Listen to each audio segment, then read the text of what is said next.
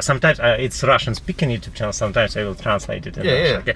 So, ребята, я спросил, я спросил, сколько можно делать. Okay, how much, so how much you can make in that dealership or any Chevrolet dealership? Now, as a salesperson here, I've seen people make up to easily about 30 grand a month.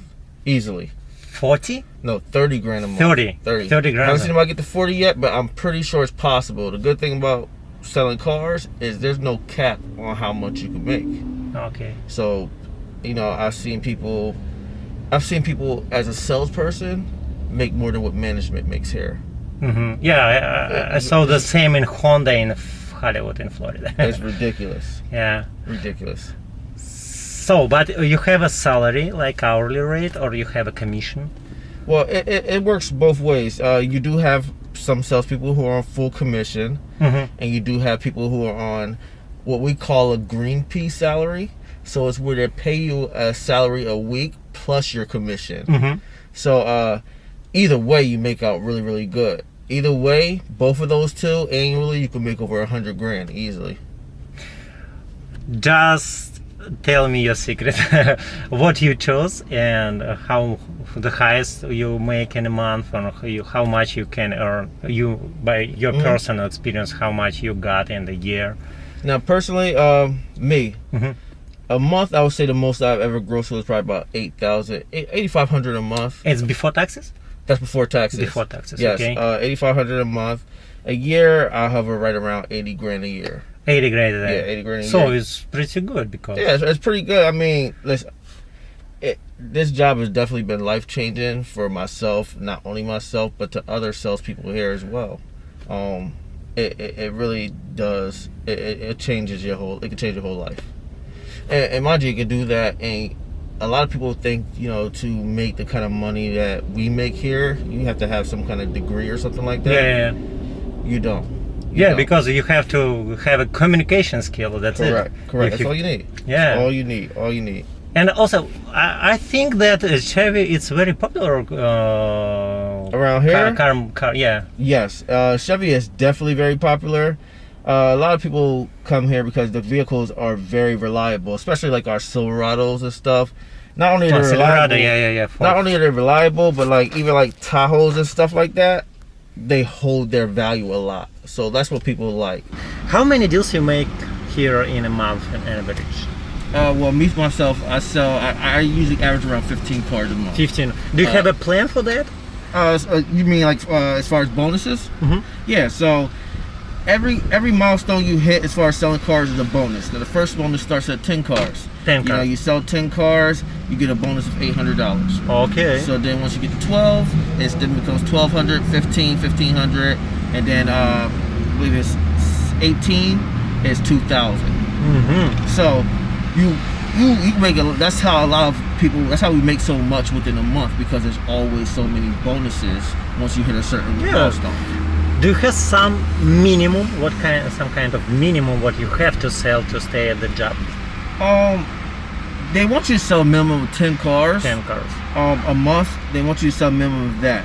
If you have a bad month or something like that, then I mean, of course, they're understandable. Of, you know, it just happens sometimes. Sometimes it's a slow month. Sometimes, you know, just customers aren't ready at that time, so they don't hold it against you, because then they know the next month you'll pick it back up. How COVID-19 affected on your sales?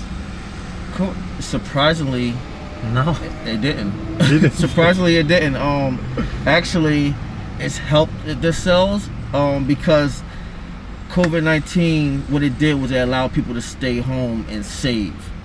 So the biggest problem we had before COVID-19 is that when people would come in and they would need money down, they didn't have it before because they constantly were going out spending money. Because everybody's trapped in the house, everybody was able to save, so everybody comes in with a huge down payment on a vehicle. So it's surprisingly helped a lot. Sometimes crisis it's like something dangerous, but sometimes it's just opportunity. So in that case, for some businesses it helps. Okay.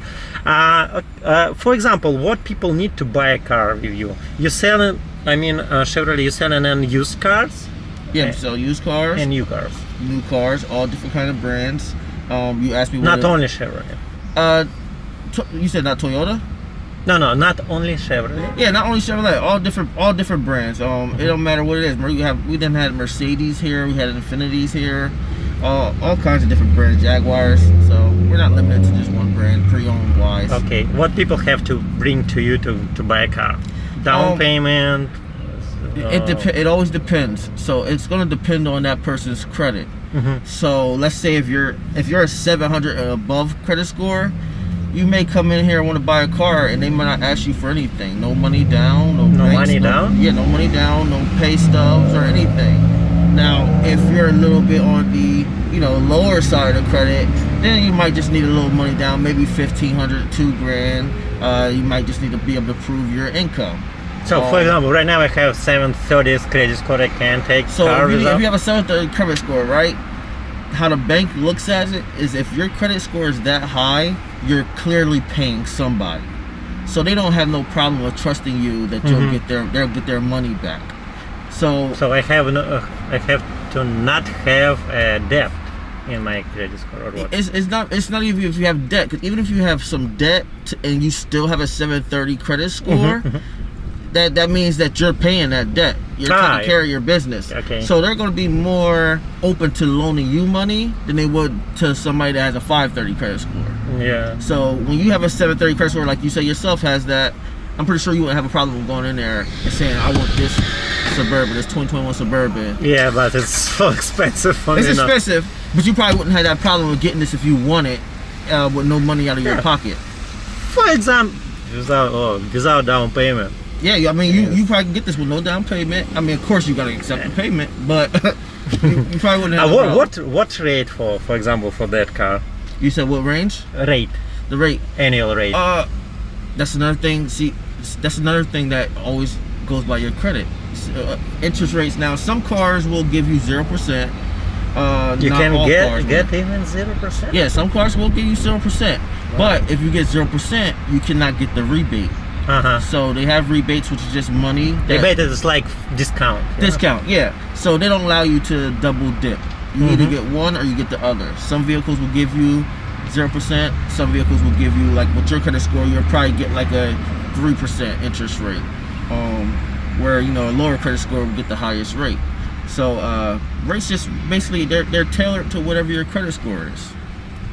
Sounds good. So for that car, it's maybe about $700 per month. For this one, no, higher, a lot higher because this is 75,000, right? Yeah, I saw that.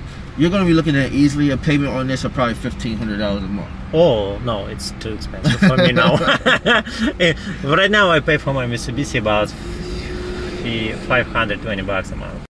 My actual best friend, he's actually Russian. Your best friend Russian? Yeah, his name is Vladimir Kayanchenko. Vladimir. It's very funny. Yeah.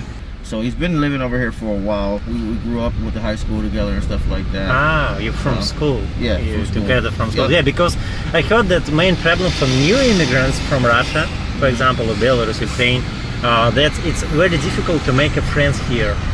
Especially with Americans, because it's different distancing for us. Because the Russians, they more open and we can discuss everything. Yeah. Just on the first meeting, But Americans, they still keep a distance. Yeah. It takes a longer time to make a friends with Americans, but it's very interesting to have some Americans friends because it's different, points of view, mentality, experience, and it could be enrichable for you both. It's interesting. It's good. It's really interesting to meet people who have Russian friends and best friends. Yeah. He's in my wedding and everything. But I think his English is much better than mine. Well, you speak pretty good English. I can understand everything you're saying, so I don't have a problem with that. So you're doing great. Thank you. So thank you for your time. Thank you for interview. How many Russians?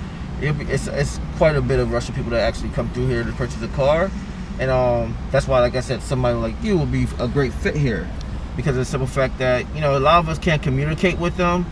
On the plus side, I did tell you I have a best friend that's Russian. There's been a couple of times where I had to actually call him and have him translate. Wow. So I mean that's a good benefit for me, but just having somebody that's hands-on that can do it, I'm pretty sure you would kill. You can speak English and you speak it very well.